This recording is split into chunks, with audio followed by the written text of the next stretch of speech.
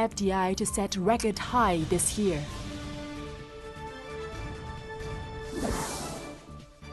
Real estate poised for a solid 2016.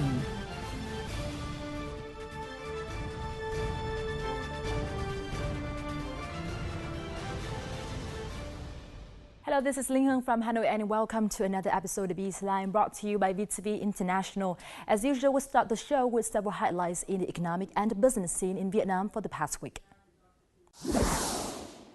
Oil prices have fallen below $35 per barrel, hitting a new 13-year low. The oil industry is expected to see negative outcomes during this time. Many firms have cut jobs, costs, and quantities in order to stabilize their financial state. Year-end bonuses were also reduced by as much as 95%. According to a Petro-Vietnam representative, every $1 reduction in global oil prices results in a loss of $240 million in revenue based on current production capacity. Oil prices are expected to drop to $20 per barrel, which could affect the national budget. Foreign direct investment, or FDI, to Vietnam is expected to hit a record high this year, exceeding the record $23 billion in 2015. Since early 2016, there have been a number of newly registered FDI projects with an investment capital of $150 million. Many other investment projects amounting to billions of US dollars will also be implemented in the months ahead. This is attributable to favorable conditions that Vietnam offers multinational corporations and small and medium-sized enterprises. 90% of tariff lines have been cut to 0% following a number of free trade agreements Vietnam had signed. Vietnam's stock market outperformed a number of developed global markets in terms of foreign investment last year, according to Finance Minister Đinh Tiến Dũng. Overseas investment in the market rose by 6.1%, while Indonesia and Thailand saw drops of about 15%, followed by India and Malaysia 5%, the UK 2.3%, and the United States 2.23%. Capitalization of Vietnam's stock market totaled $58.8 billion, equal to 34.5% of its gross domestic product, an increase of 17% from 2014. The country attracted $13.3 billion in capital through the market. The securities market stayed stable in 2015, but remained vulnerable to fluctuations in the global market, especially foreign currencies. Some commercial banks have increased interest rates on local currency deposits to meet rising capital demands towards the end of the lunar year. Interest rates increased from 0.2% to 0.8% per year. Some banks are also offering promotional programs to attract deposits. Banks expect that the increase will help them balance their capital source and meet year-end lending demands through more deposits. Besides deposits, banks are borrowing from each other. Figures from the State Bank of Vietnam revealed. In the last week of December 2015, total transaction turnover in the interbank market reached $7.1 billion, up $1.45 billion from the previous week. The new Decree 135 will allow businesses that make profits for 5 consecutive years to invest indirectly abroad. Indirect investments include purchases and sales of stocks, valuable papers, or investment through securities investment funds. According to the decree, subjects allowed to invest abroad are stock companies, fund management companies, insurance businesses, commercial banks, and the State Capital Investment Corporation. Subjects must also fully comply with their financial obligations by the state. The decree will come into effect from February 15th. The General Department of Taxation held a conference on tax challenges of the digital economy in Hanoi on Tuesday. The event also drew the participation of representatives from the Ministry of Public Security, the Ministry of Industry and Trade, and the State Bank of Vietnam. Experts discussed a number of issues, such as the legality and tax obligations related to app-based taxi service Uber, online advertising services offered by Google and Facebook, and the provision of applications and games through Apple's and Google's app markets on mobile devices. They also discussed solutions to provide better tax management in the field of e-commerce and to combat tax evasion. Those are several headlines in the economic scene for the past week. Up next, we'll talk about the main drivers behind real estate market's recovery in 2015 and prospects for the market in 2016 in our crosstalk.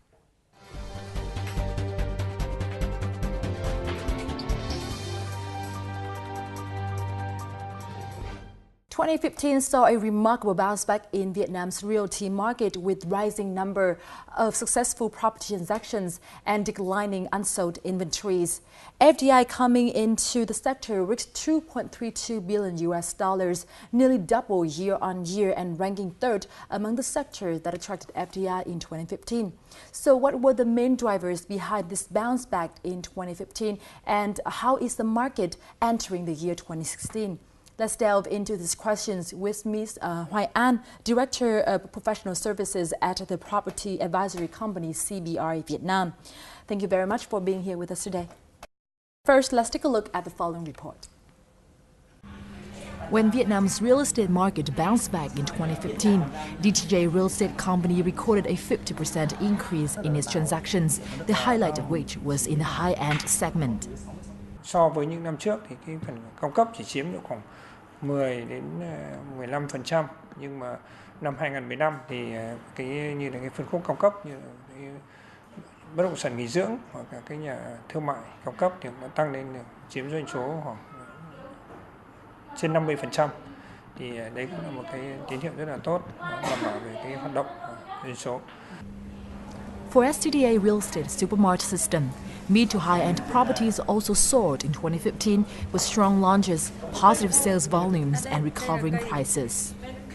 Năm 2015 ấy thì số lượng giao dịch dồn nhiều vào phân khúc trung và cao cấp hơn. Và chúng tôi cũng nghĩ rằng đây nó là một cái điều tất yếu thôi, bởi vì hiện tại cái nền kinh tế của chúng ta GDP năm vừa rồi được phát triển rất là tốt. Ngoài ra thì các cái chính sách hỗ trợ của nhà nước, ví dụ như là hạn mức tín dụng cũng như là một số các chính sách về luật kinh doanh bất động sản sửa đổi áp dụng từ mùng 1 tháng 7 thì cũng đã thúc đẩy người dân có cái quyết định mua hàng một cách nhanh chóng hơn và tháo gỡ được cái giải pháp về tài chính cho họ. Unsold inventories decreased by over $3.3 billion in 2015, down 58% year on year. Transactions increased by 50% and the number of newly established real estate firms jumped up by nearly 80%. More readily available credit was channeled into the market. Các ngân hàng đều đưa ra các chính sách khá hấp dẫn cho khách hàng mua nhà. Đấy, rồi là cho chủ đầu tư, tài trợ chủ đầu tư thông qua là chính sách ân hạn lãi suất, ân hạn thời gian và ân hạn lãi suất. Thế cho nên là cái kích thích được cái nhu cầu tiêu dùng của mọi người. Better legislation, including the real estate and business law, has also helped restructure the market in a more professional way. Tập trung để tháo gỡ khó khăn cho thị trường bất động sản bằng những cái giải pháp nhưng mà không cần đến vốn ngân sách. Trong đó tập trung để tái cấu trúc lại cái thị trường bất động sản, tái cấu trúc lại các sản phẩm bất động sản nhằm đa dạng hóa các sản phẩm bất động sản để mọi người dân đều được có những sản phẩm phù hợp với khả năng thanh toán của mình mà khắc phục được cái lệch pha cung cầu, và do đó thị trường bất động sản đã được phục hồi rất tích cực. Real estate attracted about $2.32 billion in FDI in 2015, ranking third among sectors that received FDI. This figure shows the attractiveness of the sector, which should remain the case for the near future. In your opinion, which indicators demonstrated the strong recovery of the realty market in 2015?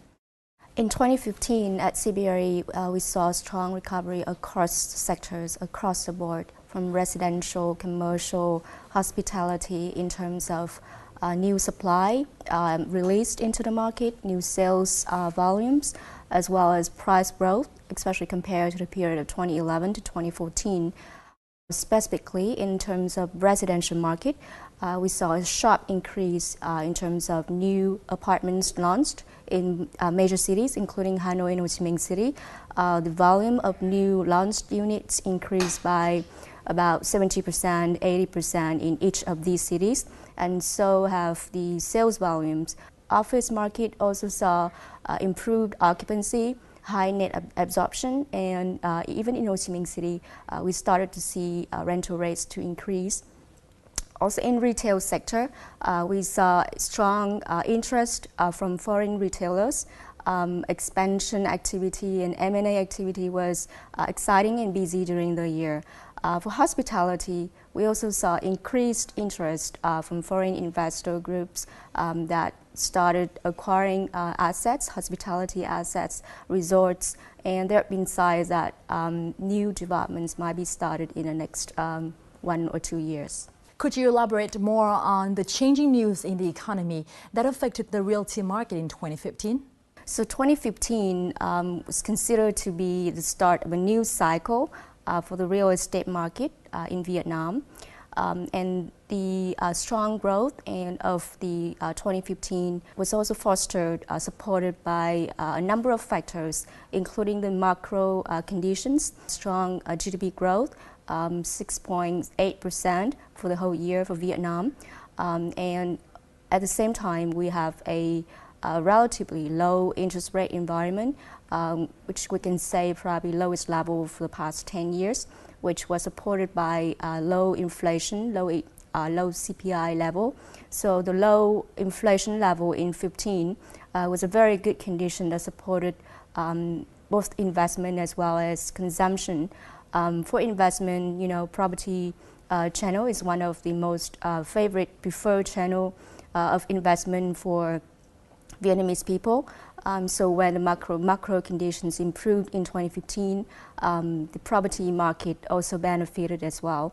According to Ho Chi Minh City Real Estate Association, Vietnamese enterprises took the lead in merger and acquisition activities in Vietnam's real estate sector last year, and they played a very important role in handling bad debt and inventories in the sector. What's your view on this? Over the past 10 years, of all M&A activity, or transactions that we record of, at least 50% was by or between Vietnamese local enterprises. This is understandable because for the Vietnam property market, the local companies can have better understanding of the local market practice, more familiar with the market practice. The property market only recently opened up to further investment from foreign investment. Specifically, only since July 2015, we started to have new regulation, the new housing law, real estate business law, as well as the housing law that allows foreigners to buy homes in Vietnam. So the Vietnam property market is still largely dominated by local companies. Mm-hmm. FDI coming into the sector reached $2.32 billion last year, making the sector rank third among the sectors that attracted FDI. How do you think about these figures? Real estate only accounts for about more or less 10% of total FDI into Vietnam. And comparing to the last real estate cycle, the period 2007 and 2010, when real estate sector accounted for between 30% to 50%. So today, FDI into Vietnam more focuses on manufacturing. However, in terms of absolute values, real estate FDI into real estate investment has increased since 2011 from less than $1 billion to today close to $2.5 billion. So today it's positive. And also investment into manufacturing, although manufacturing today is still the focus of foreign direct investment, but real estate sector still benefits from this type of investment because companies who look to establish their manufacturing facilities here would also have the demand for office space for manufacturing facilities, as well as generate demand for accommodation and housing. So do you think that the sector has received a sufficient funding or capital investment? Managing credit growth is a complicated task. And in our opinion, the government has been quite successful in providing credit to the real estate market during the past 2 years, 14 and 15, which is demonstrated through the large new supply, new volume, very impressive growth in terms of new launch and also new sales as well. However, to the government, it is equally important to provide credit to the market and also important to make sure credit is not excessive to avoid quick increases in supply as well as in price growth, which could lead to a bubble or to overheat. We have seen over the past 2-3 years, there is a package of 30 trillion dong credit package to the real estate market, which was first released in 2013, at the beginning of 2013. Today, according to the data that we got, about 50% of the package has been disbursed. This credit package came into the market at a time when the market saw a lot of difficulties. So it had a lot of impact to the market in a good way. That to communicate to the market that the government is still here to support the market. With the macroeconomy gaining momentum, Vietnam's property market is poised for a solid 2016 with increased FDI flow and soaring transactions.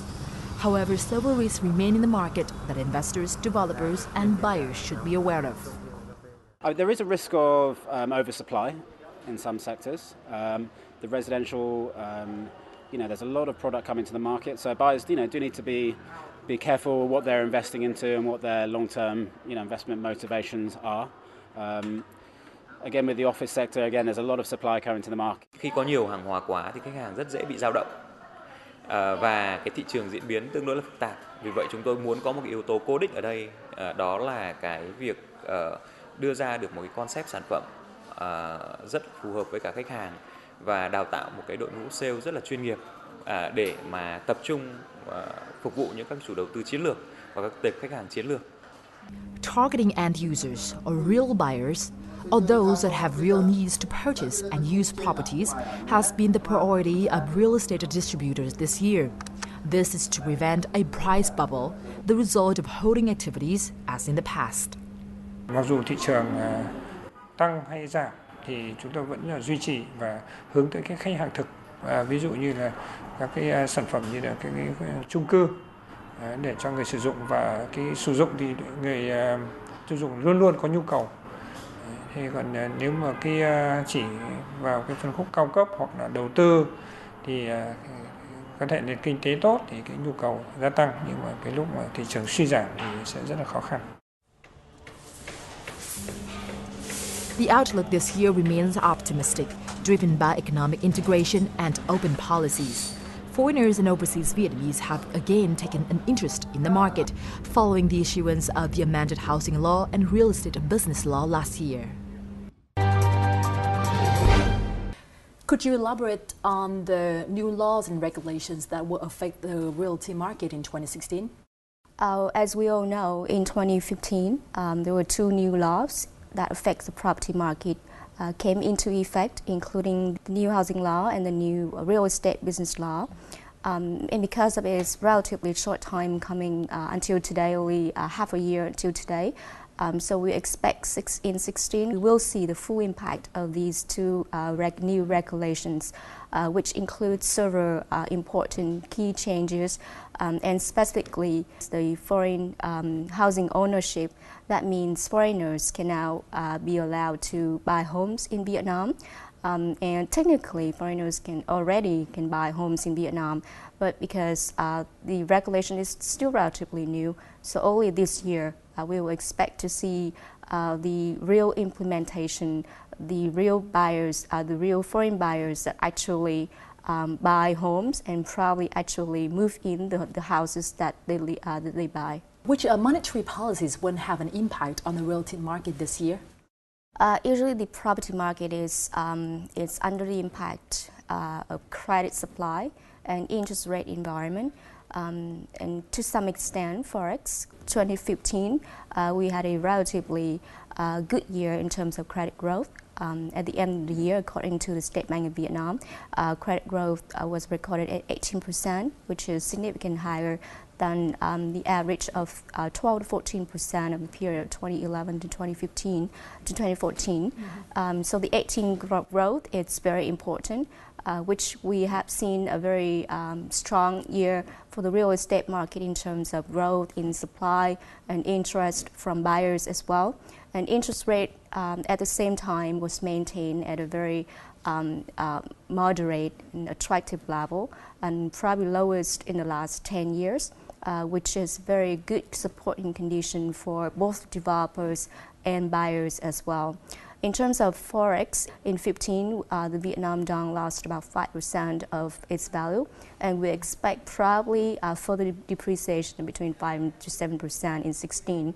However, the Vietnam property market is still largely dominated by local players, both developers and buyers as well. So forex is only one factor that can affect the property market.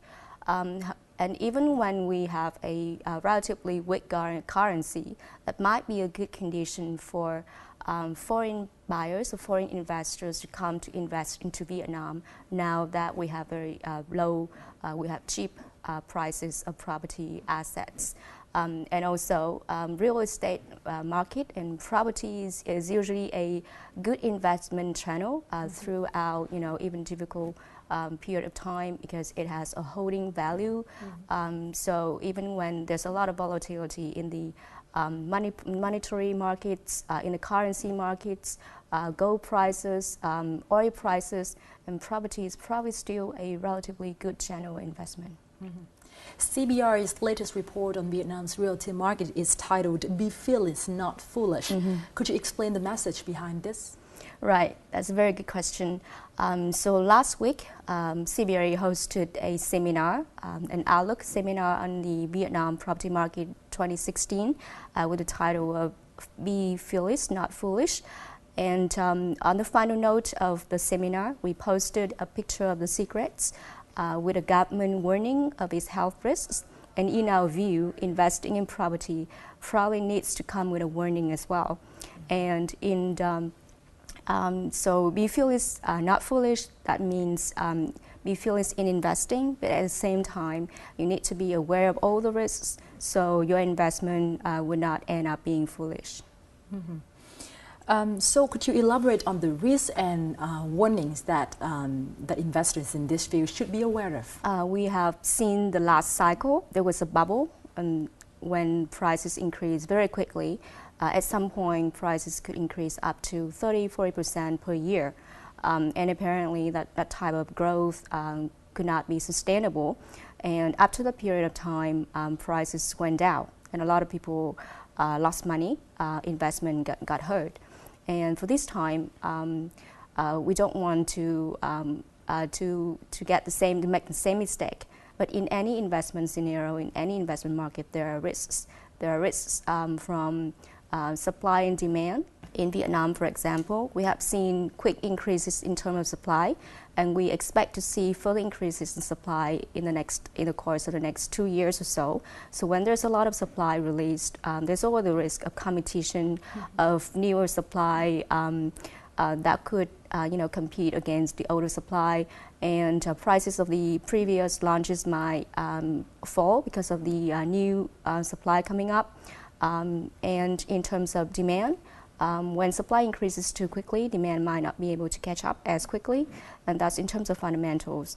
And in 16, we also see risks in terms of global and regional movement as well. With there's a lot of volatility in the global markets at the moment, such as the Chinese economic slowdown, as well as oil prices getting to the record low. Now, given the volatility of the global market, as you just mentioned, how can Vietnam's deeper integration into the global and regional markets affect its realty sector in 2016? There are pros and cons of integration. Of course, with integration, we expect to see more investment, and that's always a pros of being further integrated into the global and regional economy. we definitely expect to see more investment, especially into the manufacturing sector, but also into the real estate sector as well, across residential market, office, retail. We probably expect to see more retailer groups, international retailer groups that come to enter the market and expand in Vietnam. At the same time, with the more integration, that means we would have higher trade activity with other countries. So that means our currency could be more easily impacted by the currency movements in the global markets, and with the fluctuation in currency that might affect interest rate level in Vietnam as well, which would ultimately affect the different investment channels. Mm-hmm. So how do you think about the merger and acquisition activities in this sector in 2016? In 2016, we probably expect another busy year of M&A activity with more investors looking to acquire development sites as well as acquiring income-producing assets. And especially, we expect to see more retailer groups to enter Vietnam, especially in the F&B sector, in supermarket sector, convenience store, as well as in fast fashion as well. Demand for income-producing assets remains strong among foreign investors, especially institutional investors.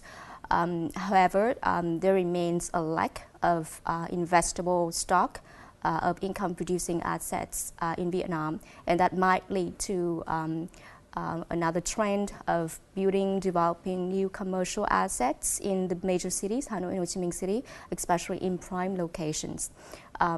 One barrier is that there's still a discrepancy between buyers and sellers, especially between international buyers and local sellers in terms of pricing and valuation, that might make it take longer to close the transaction. Once again, thank you very much for spending your time with us in our show today.